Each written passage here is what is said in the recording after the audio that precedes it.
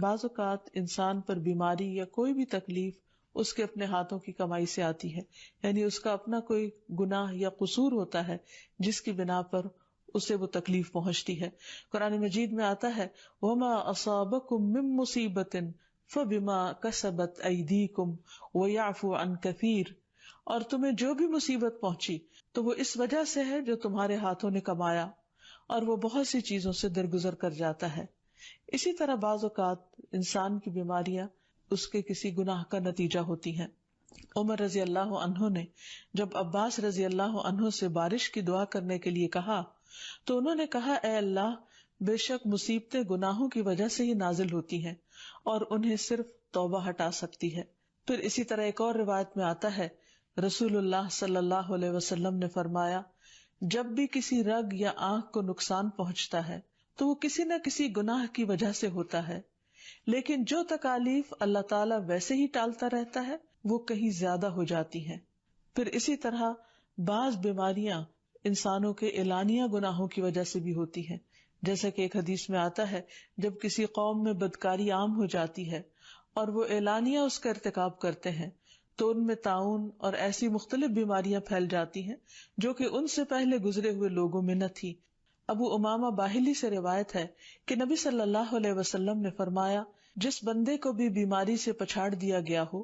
تو اللہ تعالیٰ اسے جب بیماری سے اٹھاتا ہے تو وہ پاک ہوتا ہے. تو یہ ایک حقیقت ہے کہ انسان کے گناہ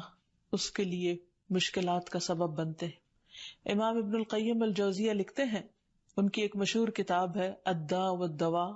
بیماریاں اور علاج. اس میں وہ کہتے ہیں کہ کوئی بھی گناہ ایسا نہیں کہ جس کے اثرات نہ ہوں. انسان سے چھوٹی یا بڑی جو بھی کوئی غلطی صادر ہوتی ہے اس کے نتیجے میں کچھ نہ کچھ اثرات اس کی زندگی پر ضرور پڑتے ہیں. ہاں اگر اللہ تعالیٰ معاف کر دے تو وہ اور بات ہے، ورنہ ہر گناہ کی ایک تاثیر ہوتی ہے، اور ان تاثیرات میں سے ایک چیز یہ ہے کہ انسان مختلف قسم کی بیماریوں میں مبتلا ہو جاتا ہے. اسی لیے ہم دیکھتے ہیں کہ جب انسان بیماری میں مبتلا ہوتا ہے تو اللہ تعالیٰ اس بیماری کو اس کے گناہوں کا کفارہ بنا دیتے ہیں. جیسے حدیث میں آتا ہے کہ جس مسلمان کو کانٹا چبھے یا اس سے زیادہ کوئی تکلیف پہنچتی ہے تو اللہ تعالیٰ اس کے ذریعے اس کے گناہوں کو اس طرح دور کر دیتا ہے جس طرح درخت سے اس کے پتے جھڑتے ہیں. تو اس سے ہمیں یہ پتہ چلتا ہے کہ بیماریوں کے آنے کے مختلف اسباب ہوتے ہیں. بیماری بہرحال جس بھی وجہ سے آئے، لیکن اصل چیز دیکھنے کی یہ ہے کہ مومن کا رویہ کیا ہے. مومن کو اگر کوئی کانٹا بھی چبھتا ہے تو وہ اس پر صبر کرتا ہے. اس لیے بیماری یا تکلیف کے آنے پر انسان کو اللہ سے راضی رہنا چاہیے، شکوہ نہیں کرنا چاہیے، کیونکہ جو اللہ سے راضی ہو جاتا ہے کسی آزمائش پر، اللہ تعالیٰ بھی اس سے راضی ہو جاتا ہے. پھر اسی طرح اللہ تعالیٰ کا شکر ادا کرنا چاہیے،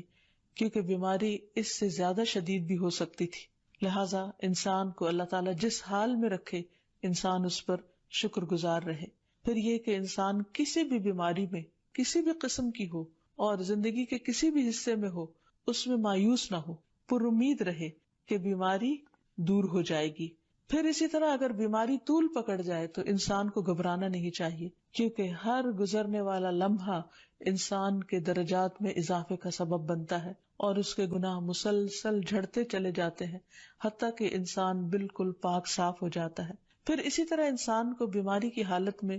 دوسروں سے شکوے شکایات نہیں کرنی چاہیے، کیونکہ بیماری اللہ کے اذن سے آتی ہے، اور جب انسان ہر ایک کے آگے رونے لگتا ہے تو گویا وہ اللہ تعالیٰ کا شکوہ کر رہا ہوتا ہے، جو چیز اللہ تعالیٰ کو پسند نہیں. پھر اسی طرح منہ سے برے الفاظ نہیں نکالنے چاہیے، بیماریوں کو کوسنا نہیں چاہیے، اور پھر ایسے الفاظ نہیں ادا کرنے چاہیے کہ مجھے لگتا ہے کہ اس بیماری میں میری زندگی چلی جائے گی، یا یہ کہ کسی مریض کی عادت کے لیے جا کر اس کو اس قسم کی بات نہیں کرنی چاہیے، خواہ کتنی ہی خطرناک بیماری کیوں نہ ہو. ہمیشہ اسے امید دلانے چاہیے، کیونکہ مایوسی کے الفاظ اور برے بھلے اور منفی قسم کی باتیں اللہ تعالیٰ کو پسند نہیں، اور انسان ویسے بھی جیسے سوچتا ہے پھر اس کے ایکشن اس کے مطابق ہونے لگتے ہیں.